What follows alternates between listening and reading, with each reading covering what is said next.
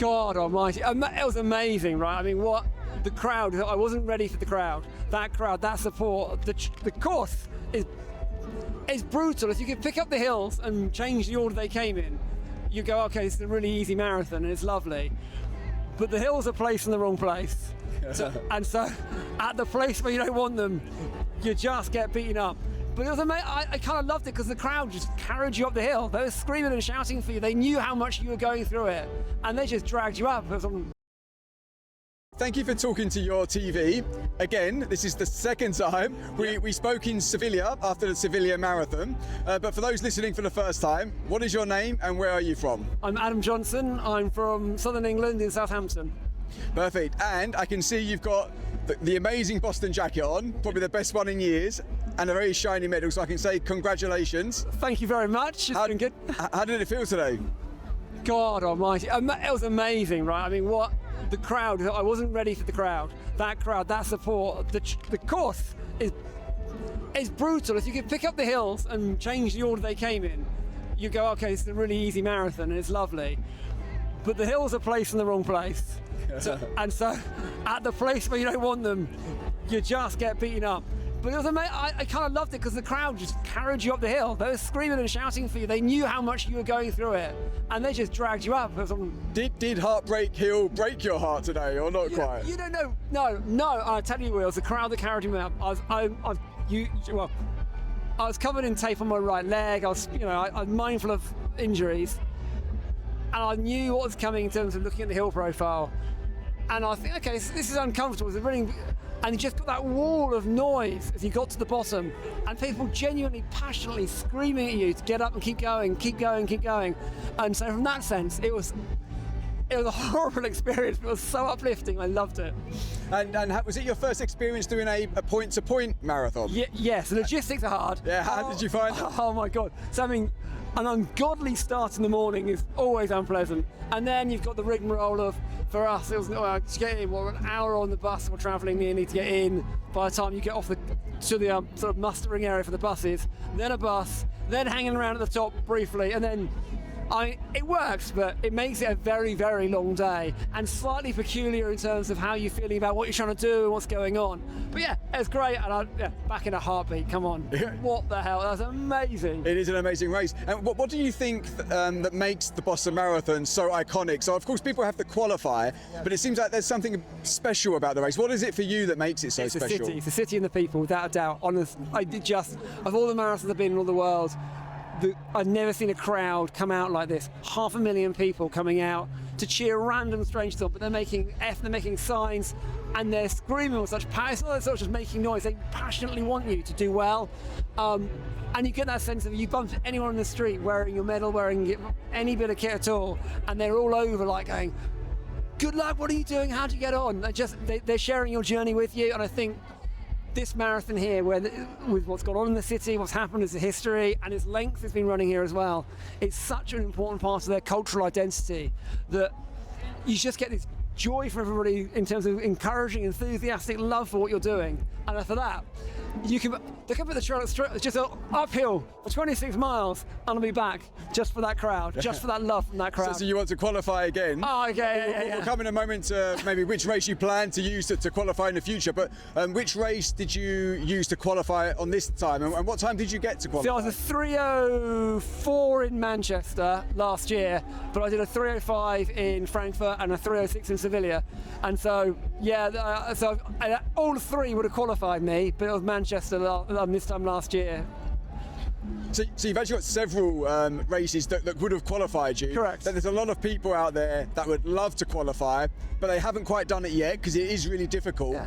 What advice would you have for people where they haven't quite done it yet, maybe they're close? Yeah. Anything that you would give advice about in terms of training or perseverance? The hardest thing is the perseverance. It's a volume game. No matter what else you do, it's a volume game, and your training miles don't lie. And so at some point you go, well, if I want this, I need to be running enough miles a week, and that's, to be honest, for me, the wrong side of 50, and I know I'm on it.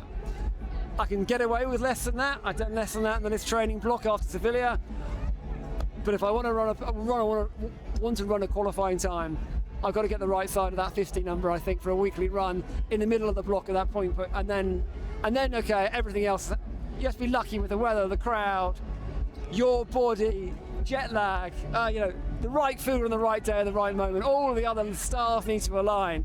So yeah, it's heart and perseverance are the two things you need. Everything else. And do you already have any future plans in terms of upcoming races that you may or may not use for Boston qualifier again? Frankfurt, baby. Frankfurt. I've got unfinished business at Frankfurt. It was blowing an absolute gale in Frankfurt when I started out there, and whilst it was cold here, it was bitter in Frankfurt. So I like the trail, I like the city, it was great fun. So we're going to smash Frankfurt. Yeah, well, given I'll be there, then I really hope we don't have that bad weather then. I hope all the good weather. Yeah, I feel double PBs for us. Exactly right. We'll go and do that and we'll smash on it. that day. Yeah, fingers crossed. And then you can do your third interview with us, which would be a hat trick. Yeah, indeed. Looking forward to it.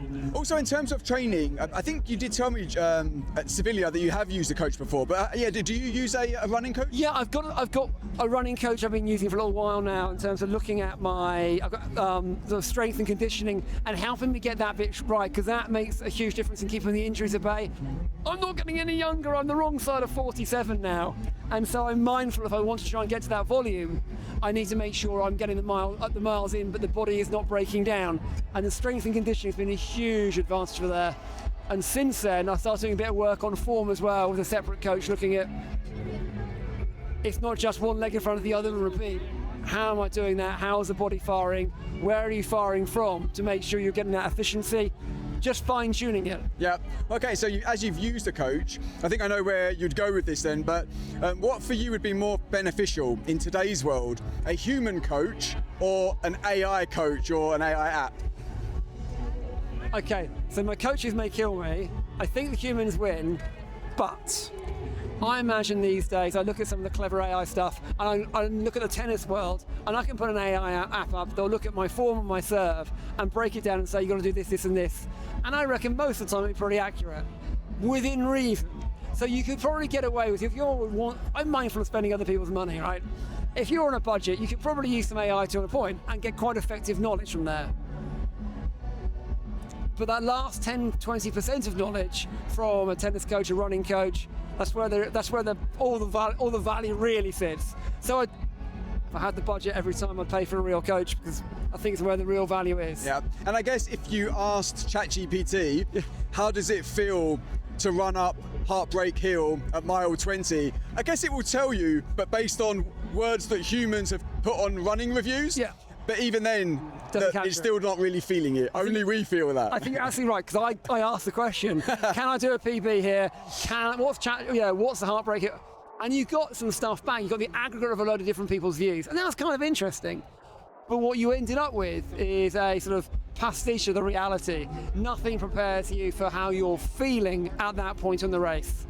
When you've gone through what you've had running downhill on your legs for that length of time, pounding on the feet, and then knowing in your head that's coming up, and then when you arrive at that point, and then, as I say, the other thing it doesn't tell you is there's going to be thousands of people screaming their hearts out to drag you up it. It's unbelievable. Great, and now that you finished, what do you plan to do to celebrate? Do you get to spend a few days here in Boston? I mean, obviously in a minute you can start singing Sweet Caroline, because that's playing in the background. I assume they're waiting for me now to come in. But yeah, do you get to relax in Boston for a few days now, or what do you do? I've got dinner in about after this, and then flying home and getting ready for the next one. I've got a tennis match tomorrow night. So no peace for the wicked. I've got some triathlons over the summer, and the training block starts next week, right? So no rest, get straight back on it. Hell yeah. Thank you so much. Thanks for talking to URTV again. I look forward to the next time in Frankfurt. Looking forward to it. Thank you. Congratulations, Adam.